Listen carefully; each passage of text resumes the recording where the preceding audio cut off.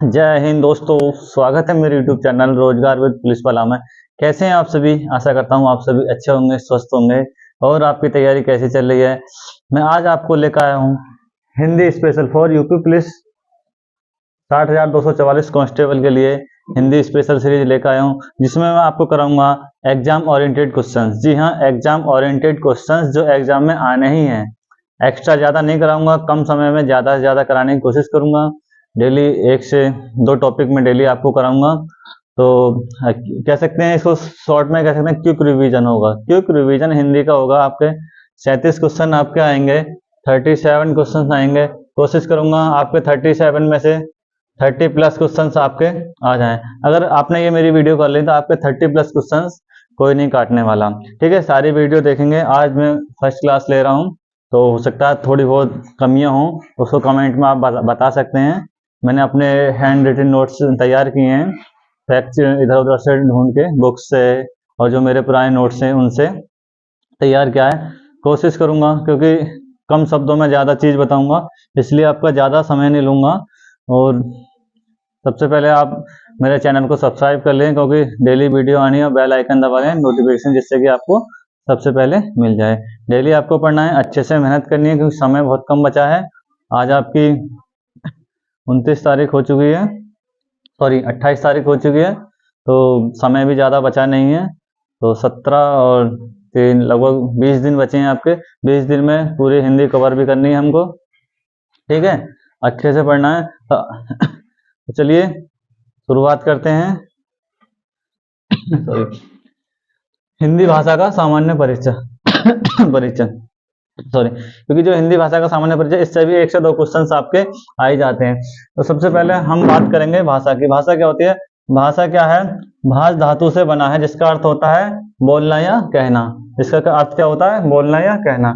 ठीक, इसका हम परिभाषा बताएंगे। शब्दों के सार्थक समूह, शब्दों के सार्थक समूह या संकेत को क्या कहते हैं? भाषा कहते हैं। और हम कह सकते हैं कि जो हमारे विचारों को आदान प्रदान करने का जो तरीका होता है, जो मेथड होता है, उसको क्या कहते हैं? हम भाषा कहते हैं। ठीक है, जो हमारे विचार आदान एक दूसरे को एक्सचेंज करेंगे तो क्या उसको भाषा ही कहेंगे। ठीक है, उसके क्या है, आपके तरीके अलग अलग हो सकते हैं। तो भाषा के हम लिखेंगे भाषा के प्रकार।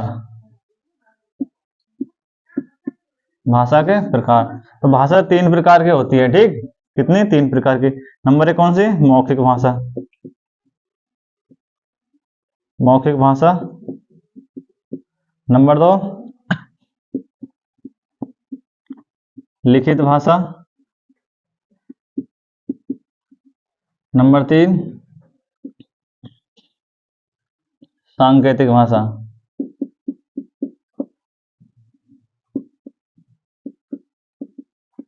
देखिए, इसमें मैं आपको लिखाऊंगा नहीं, क्योंकि ये मैं आपको समझाने के लिए कर रहा हूँ। एग्जाम में इसमें से ज्यादा कुछ पूछने वाला नहीं है, साफ साफ सारी चीजें बताता चलूंगा। मौखिक भाषा वो होती है जिसको हम बोल के, यानी बोल के अपने विचारों को बोल के एक दूसरे से आदान प्रदान करें, उसको मौखिक भाषा कहते हैं, यानी बोलकर। बोलकर, ठीक। लिखित भाषा क्या होती है? लिखित भाषा होती है लिखकर। लिखकर, लिखकर हम अपने विचारों का आदान प्रदान जो लिखकर करते हैं, पत्र से, निबंध से, उसके थ्रू, उसको क्या बोलते हैं? लिखित भाषा बोलते हैं। थर्ड वन आती है सांकेतिक भाषा, यानी सांकेतिक भाषा उसे कहते हैं संकेतों के माध्यम से। लिखित भाषा में क्या आ जाएंगे? लिपि, लिपि जो चिन्ह होते हैं, ये सारी चीजें आ जाएंगी। ठीक है, लिपि चिन्ह जो इनका जो सार्थक क्रम बनाकर जो हम लिखेंगे, जैसे पत्र निबंध वगैरह लिखते हैं, उसको लिखित भाषा, अपने विचारों को आदान प्रदान करते हैं पत्र के माध्यम से, उसको क्या बोलेंगे? लिखित भाषा। जो नॉर्मल हम बोल रहे हैं, अगर मैं आपको आप तक अपनी भाषा पहुंचा रहा हूँ, तो क्या जाएगी? मौखिक भाषा। नेक्स्ट आती है सांकेतिक भाषा। सांकेतिक भाषा बोलते हैं जो इशारों की भाषा, कह सकते हैं इशारों की भाषा, यानी संकेतों के माध्यम से जो विचारों का आदान प्रदान करने के लिए क्या बोलते हैं हम? सांकेतिक भाषा।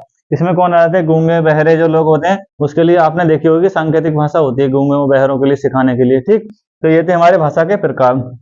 अब सबसे, ठीक है, आप तो क्या कर रहे थे हम? मौखिक भाषा की सबसे छोटी इकाई क्या होती है? ध्वनि होती है। ठीक, ये कुछ फैक्चुअल चीजें हैं जो आपको जरूरी है देखनी। नेक्स्ट है लिखित भाषा की सबसे छोटी इकाई क्या होती है? वर्ण। वर्ण मतलब का, खा, गा, घा जो भी होते हैं। ठीक, नेक्स्ट है, अगर ये इनमें से कोई ना सीधे सीधे ये पूछ ले आपसे भाषा की सबसे छोटी इकाई, अगर भाषा की सबसे छोटी इकाई पूछे तब भी पढ़ना है, और लिखित भाषा की सबसे छोटी इकाई पूछे तब भी पढ़ना आएगा। अगर मौखिक भाषा की सबसे छोटी इकाई पूछता है तब ध्वनि आएगा, ठीक है। नेक्स्ट है आपका भाषा की सार्थक इकाई, यानी सार्थक इकाई क्या होती है? शब्द। सार्थक मतलब जिसका कोई अर्थ निकले। तो कोई भी शब्द है, जैसे काम है, तो काम क्या है? ये सार्थक शब्द हो गया। तो ये क्या है? सबसे छोटी सार्थक इकाई है भाषा की। नेक्स्ट है, अगर भाषा की पूर्णतम इकाई पूछे तो क्या बोलेंगे? यानी कि वाक्य। अगर भाषा की पूर्णतम इकाई पूछे यानी कंप्लीट अपने आप में, तो वो क्या होगा? वाक्य होगा। क्योंकि वाक्य होगा तभी तो एक बात कोई कंप्लीट हो पाएगी, ठीक है। जैसे यही है कि हिंदी भाषा का सामान्य परिचय, अगर मैं इसमें से खाली हिंदी भाषा छोड़ दिया तो ये कोई वाक्य कंप्लीट नहीं हो पाता ना अपनी बात। तो यह क्या है? एक भाषा की पूर्णतम इकाई क्या है? वाक्य है, ठीक है। ये हो गया। फिर आता है हमारा कि भाषा किस भाषा परिवार की, हिंदी किस भाषा परिवार की भाषा है, ठीक है। तो हिंदी क्या है? हिंदी बहुरूपीय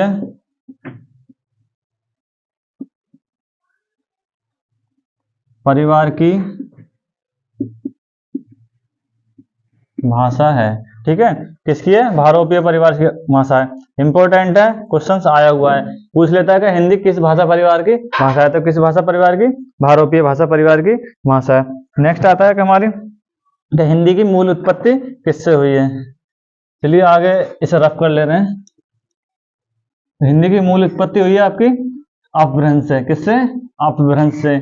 और फिर पूछता है कि हिंदी की आदि जननी कौन है, तो हिंदी की आदि जननी कौन सी भाषा हो जाएगी? हिंदी की आदि जननी हो जाएगी संस्कृत, ठीक। तो अब आता है हिंदी। हिंदी के बारे में थोड़ा और जान ले रहे हैं क्या? हिंदी की मूल उत्पत्ति, यानी हिंदी की मूल उत्पत्ति किससे हुई है? हिंदी की मूल उत्पत्ति हुई है शौरसेनी अपभ्रंश से। किससे? शौरसेनी अपभ्रंश से। नेक्स्ट आता है, अगर पूछता है कि हिंदी की आदि जननी क्या है, तो हिंदी की आदि जननी जो भाषा है वो हमारी क्या? संस्कृत। क्या हो जाएगी? संस्कृत हो जाएगी। नेक्स्ट आता है हमारा, अगर पूछ ले केवल जननी क्या है, यानी हिंदी की जननी क्या है, तो हिंदी की जननी कह सकते हैं हम अपभ्रंश, ठीक है। तो ये तो हो गया हिंदी के सामान्य परिचय हो गया, ठीक है। अब चलते हैं हिंदी का विकास कैसे हुआ। कैसे? हिंदी का विकास, ठीक। यानी कि इसका क्रम क्या है कि पहले कौन सी भाषा आई, फिर कौन सी आई, फिर कौन सी आई। तो हिंदी के विकास में हम सबसे पहले आई थी कौन सी? संस्कृत। संस्कृत। संस्कृत के भी दो भाग। सबसे पहले आई थी कौन संस्कृत में? कौन सी? वैदिक संस्कृत। ये क्वेश्चन भी आपका आया हुआ है, ठीक। वैदिक संस्कृत। वैदिक संस्कृत के बाद लौकिक संस्कृत। लौकिक लौकिक संस्कृत, ठीक है। संस्कृत के बाद आई थी, ये आपको डिटेल में अगर पूछ ले एग्जाम में, वैसे पूछेगा नहीं, अगर डिटेल में पूछता है इसका कि सबसे पहले कौन सी प्राचीन भाषा कौन सी है, तो सबसे पहले आ जाएगी वैदिक संस्कृत, ठीक है। उसके बाद अगर आएगी तो कौन सी आएगी? संस्कृत के बाद आई थी पाली। पाली के बाद आपकी आई थी प्राकृत। ये क्रम याद रखना है आपको, ठीक है। पूछ लेता है कि कौन सी भाषा कब आई थी। प्राकृत के बाद आपका आया था क्या? अपभ्रंश। क्या आया था? अपभ्रंश आई थी। अपभ्रंश के बाद आई थी आपकी हिंदी। तो ये है आपका हिंदी का विकास के बारे में, ठीक है। चलो अब नेक्स्ट चलते हैं हम कि विश्व में जो 10 भाषाएं हैं हमारी, विश्व में 10 सबसे ज्यादा बोली, मात्रा वगैरह को मेंशन मत करना, ठीक है, थोड़ी बहुत गलती हो जाती है। बोली जाने वाली भाषाओं में हिंदी का स्थान। तो हिंदी का स्थान क्या है? हिंदी का स्थान है तीसरा। कौन सा? तीसरा, ठीक है। और प्रथम पे कौन सी है? प्रथम है अंग्रेजी। कौन सी भाषा हो जाएगी? प्रथम पे जो बोली जाती है, विश्व में सबसे ज्यादा बोली जाने भाषा कौन सी हो जाएगी? अंग्रेजी। और तीसरे स्थान पर है कौन सी? हमारी हिंदी, ठीक। और दूसरे स्थान पर दूसरा स्थान किसका है? दूसरा है चीनी भाषा,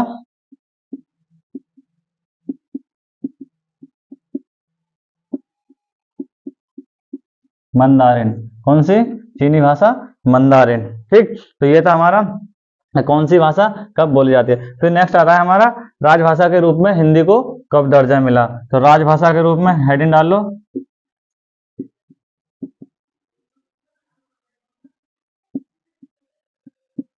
राजभाषा के रूप में हिंदी, इसके बारे में हम पढ़ेंगे। ठीक है, राजभाषा के रूप में हिंदी। तो राजभाषा के राज्य या राजभाषा से मतलब है राज्य या प्रशासन की भाषा। राजभाषा से क्या मतलब है? राज्य या प्रशासन की भाषा। तो सबसे पहले राजभाषा का जो मतलब है ये राज्य का, सरकार या मतलब जो सरकार है उसका जनता में और सरकार में जो संबंध होगा उसे बोलेंगे राजभाषा। यानी कि जो आदान प्रदान करने की भाषा जनता और सरकार के बीच में या प्रशासन और जनता के बीच में जो आदान प्रदान यानी विचारों के आदान प्रदान की जो भाषा होगी उसे बोलते हैं राजभाषा। ठीक है, तो 14 सितंबर 1949 ईस्वी को 14 सितंबर 1949 ईस्वी को क्या हुआ था? हिंदी को संवैधानिक रूप से भारत की राजभाषा के रूप में दर्जा मिला था 14 सितंबर 1949 को। ठीक है, क्या हुआ था? पूरा लिख दे रहे हैं, चलो। हिंदी को संवैधानिक रूप में भारत की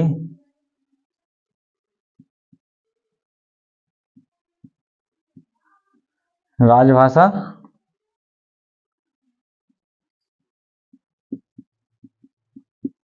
घोषित किया। ठीक, यानी 14 सितंबर 1949 को क्या हुआ था? जो भारत की हिंदी को संवैधानिक रूप से भारत की राजभाषा के रूप में घोषित किया। ठीक है, यहाँ लिख दो के रूप में। ठीक, ये था। चलिए नेक्स्ट चलते हैं। अब आता है क्या? 10 जनवरी। मैं आपको केवल फैक्ट बता रहा हूँ जो एग्जाम में आने लायक हैं। ठीक है, एक्स्ट्रा कोई चीज नहीं बताऊंगा। कभी ये क्या आपने ये छोड़ दिया वो चीज, वही चीज करा रहा हूँ जो एग्जाम में आएंगे। इससे बाहर नहीं जाने का आपको एग्जाम में। ठीक है, इससे बाहर नहीं जाएगा, इस चीज की आप निश्चिंत रहें। 10 जनवरी 10 जनवरी को क्या मनाया जाता है? अंतर्राष्ट्रीय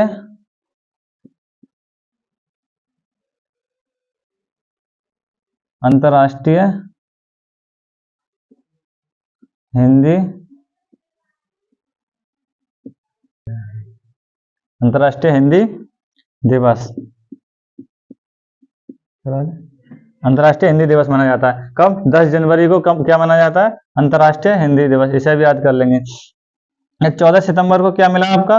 हिंदी को क्या मिला? संवैधानिक रूप से राज्य का राजभाषा घोषित किया गया। इसीलिए क्या हुआ कि 14 सितंबर को क्या मनाते हैं? बताओ जल्दी से। 14 सितंबर को मनाते हैं हिंदी दिवस। हिंदी दिवस क्यों मनाते हैं ये भी पता चली गया होगा। ठीक है, ये भी इंपॉर्टेंट है, पूछ लेता है कि 14 से हिंदी दिवस कब मनाया जाता है। तो हिंदी दिवस कब मनाया जाता है? 14 सितंबर को, क्योंकि 14 सितंबर 1949 को हिंदी को संवैधानिक रूप से भारत में भारत की राजभाषा के रूप में घोषित किया गया था। ठीक, नेक्स्ट चलते हैं हम। तो इसकी लिपि क्या है? चलिए रफ कर ले रहे हैं, पहले स्क्रीनशॉट ले लीजिए इसका।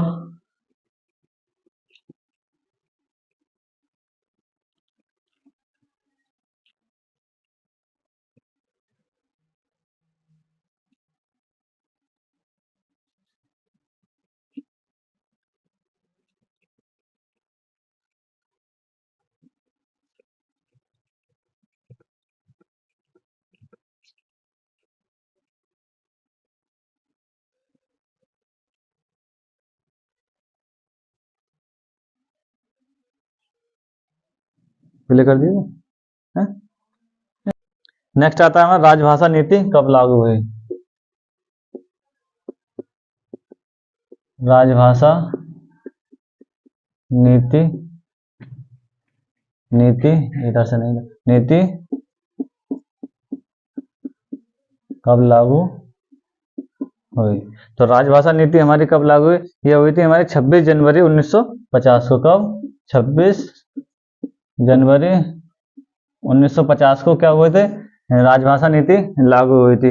क्यों? क्योंकि 26 जनवरी 1950 को ही जो हिंदी थी वो भारत की क्या बोली गई थी, तो संवैधानिक रूप से मान्यता प्रदान कर दी गई थी। क्योंकि जो घोषणा हुई थी उसकी वो हुई थी 14 सितंबर 1949 को, और जो मान्यता प्रदान कब करी थी? 26 जनवरी 1950 को मान्यता प्रदान करी गई थी। उसी दिन क्या हुआ था? जो हमारी राजभाषा नीति थी वो लागू हो गई थी। ठीक है, तो राजभाषा का उल्लेख किसमें है? तो इसका यानी उल्लेख है संविधान के भाग 17, ठीक है, भाग 17 और अनुच्छेद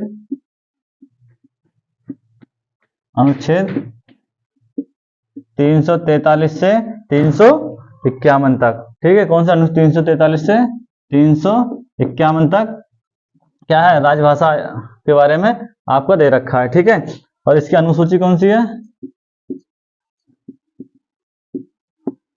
भाषा संबंधी अनुसूची कौन सी है?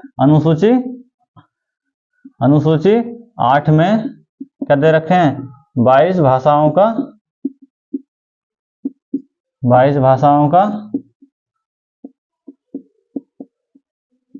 उल्लेख है। ठीक है, तो ये हो गई इंपॉर्टेंट चीज। ठीक है, तो 22 भाषाओं का उल्लेख है। जो शुरू में कितनी थी? 14 भाषाएं थी। ठीक है, जो कुछ संविधान संशोधन हुए वो आपने संविधान में पढ़ेंगे, जो आपका पॉलिटी उसमें पढ़ा होगा कि कौन कौन से संविधान संशोधन कब हुए, उसमें ये भाषाएं जोड़ी गई हैं। ठीक, तो पहले स्टार्टिंग में 14 भाषाएं थी, जो वर्तमान में कितनी है? 22 भाषाओं का उल्लेख अनुसूची 8 में दे रखा है। ठीक है, नेक्स्ट आता है प्रथम राजभाषा आयोग कब लागू हुआ? तो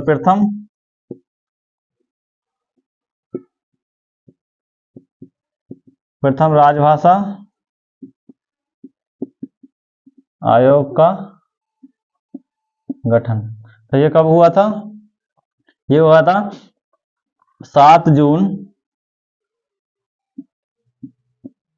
1955 को। 7 जून 1955 को बीजी खेर की अध्यक्षता में, किसकी?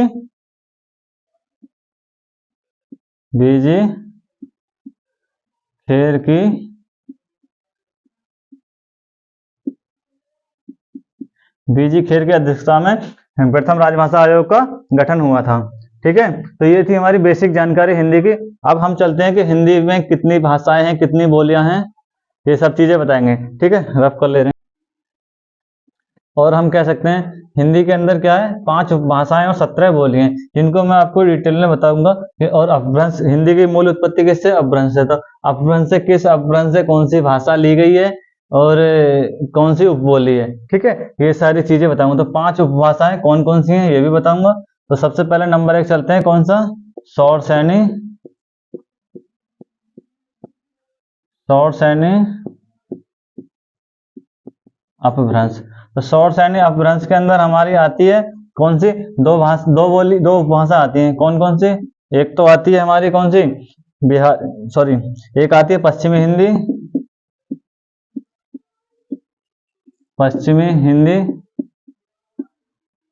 ठीक, नेक्स्ट आती है हमारी, यहां लिखेंगे कौन सी? राजस्थानी इतना गैप कर देंगे क्योंकि इसकी जो उपभाषाएं यानी बोलियां हैं वो भी इसी में आएंगी। राजस्थानी हिंदी। ठीक है, ये दोनों हिंदी किसके अंदर आती है? हमारी सौर सैनी अपभ्रंश के अंदर आती है। इंपॉर्टेंट है, पूछ लेता है कि सौर सैनी अपभ्रंश के अंदर कौन सी भाषा आती है, या पश्चिमी हिंदी के अंदर कौन सी भाषा आती है। तो पश्चिमी हिंदी के अंदर हमारी 5 बोलियां आती हैं। कौन कौन सी आती हैं? खड़ी बोली, या खड़ी बोली का दूसरा नाम है कौरबी। पूछ लेता है एग्जाम में कि खड़ी बोली का दूसरा नाम क्या है। ठीक है, नेक्स्ट आती है हमारी ब्रजभाषा। ठीक, तीसरी है हमारी कन्नौजी,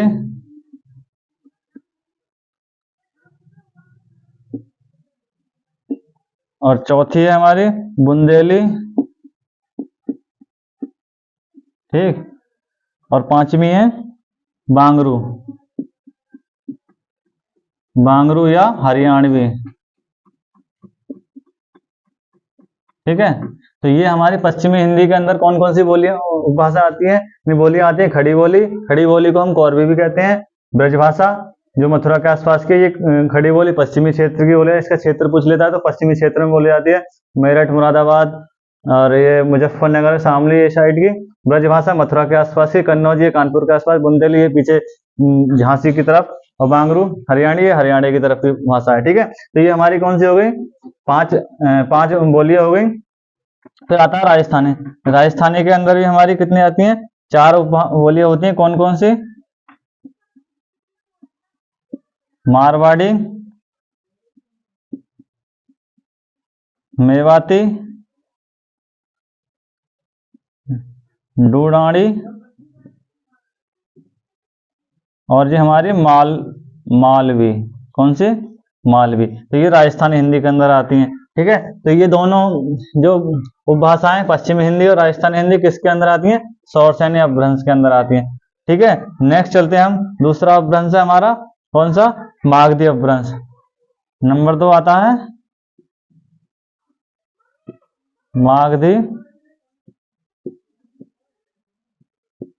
मागधी अपभ्रंश। ठीक है, यहीं कर ले रहे हैं इसको भी हम। ठीक, मागधी अपभ्रंश में कौन सी आ जाती है हमारी, मागधी में आ जाती है बिहारी हिंदी। कौन सी,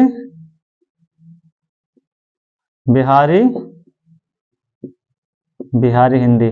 ठीक, इसके अंतर्गत कौन सी भाषा आती है हमारी, बोलियां आ जाती हैं बिहारी के अंदर आती हैं, मागधी, मैथिली और भोजपुरी। कौन कौन सी, मागधी।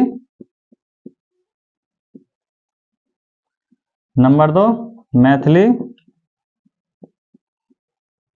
ठीक, और नंबर 3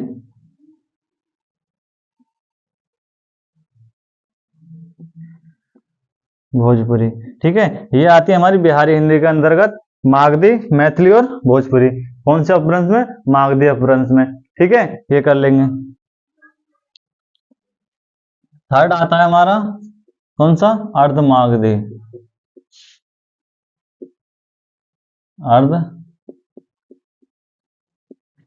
अर्धमागधी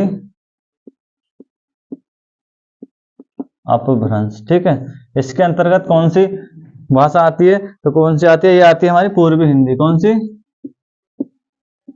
पूर्वी हिंदी। अब पूर्वी हिंदी के अंतर्गत कौन सी बोलियां आती हैं, ये आती है हमारी कौन कौन सी, ट्रिक है इसकी, ए बी सी। ट्रिक से भी याद करते हैं, ए बी सी। कौन कौन सी, ए से आता है हमारी अवधी,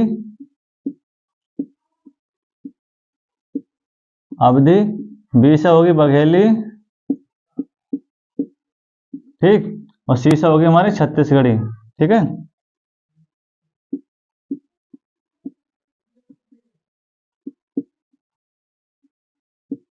छत्तीसगढ़ी। ठीक, छत्तीसगढ़ी। तो ये किसके अंदर आती हैं, पूर्वी हिंदी की। यानी ए से ए कह सकते हैं, इसे बी कह सकते हैं। तो ये क्या हो गई, ए से अवधी, बी से बघेली, सी से छत्तीसगढ़ी। ठीक, नेक्स्ट आता है हमारा नंबर 4 कौन सा, खस अपभ्रंश। खस अपभ्रंश। खस अपभ्रंश के अंतर्गत हमारी कौन सी भाषा आती है, यानी पहाड़ी हिंदी आती है। कौन सी हिंदी आती है हमारी, पहाड़ी हिंदी आती है। ठीक है,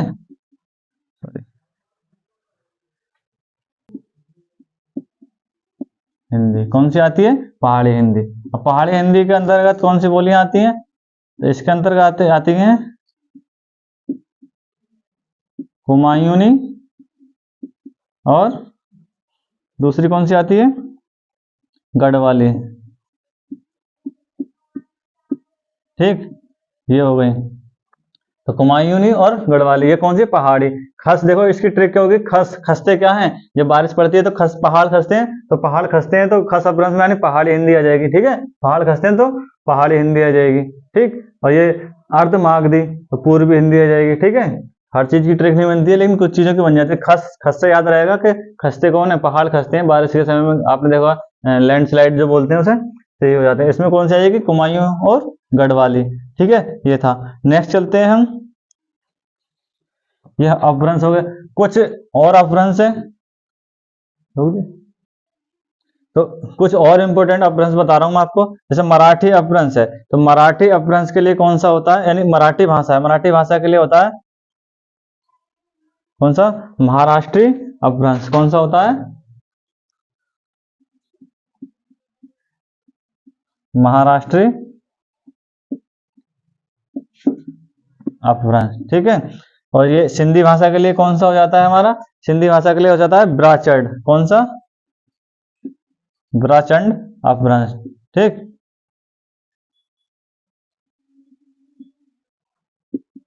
ब्राचंड अपभ्रंश।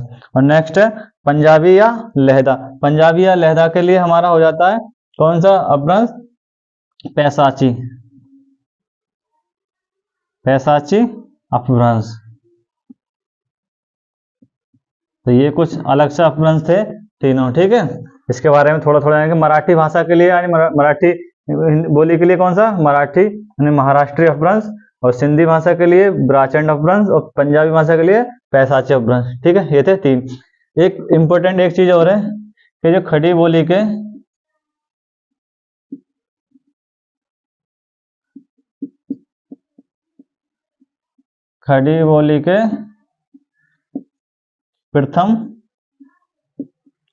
प्रथम कवि कौन है, तो ये हो जाएंगे हमारे अमीर खुसरो, अमीर खुसरो। तो हिंदी बोली के, चलो अब चलते हैं हम, क्या एक टॉपिक और रह गया इसमें, कौन सा, विश्व हिंदी सम्मेलन। विश्व हिंदी सम्मेलन यानी विश्व हिंदी सम्मेलन के टॉपिक और बचा है आपका हिंदी भाषा का सामान्य परिचय में। इसमें से 1 से 2 क्वेश्चन आपके आते हैं टोटल पूरे चैप्टर में से। तो अब लास्ट टॉपिक आपका बचा है 5 मिनट का। तो सबसे पहला हिंदी सम्मेलन कब हुआ था, 10 जनवरी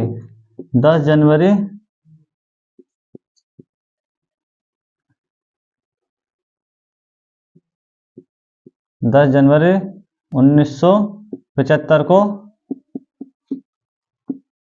नागपुर भारत में हुआ था, ठीक है। प्रथम विश्व हिंदी सम्मेलन कब हुआ था, 10 जनवरी 1975 को नागपुर भारत में हुआ था। इस समय कौन थी भारत की पीएम, कौन थी इस समय, पीएम थी हमारी कौन,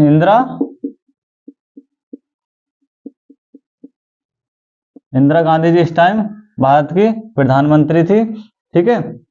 अब तक तो पहले ये हुआ, उसके बाद प्रत्येक 4 साल में होता था। कौन सा, पहले प्रत्येक 4 साल बाद, 4 साल बाद होता था, ठीक है, होता था हिंदी सम्मेलन। अब कब होता है, अब होता है वर्तमान में प्रत्येक 3 साल यानी 3 वर्ष बाद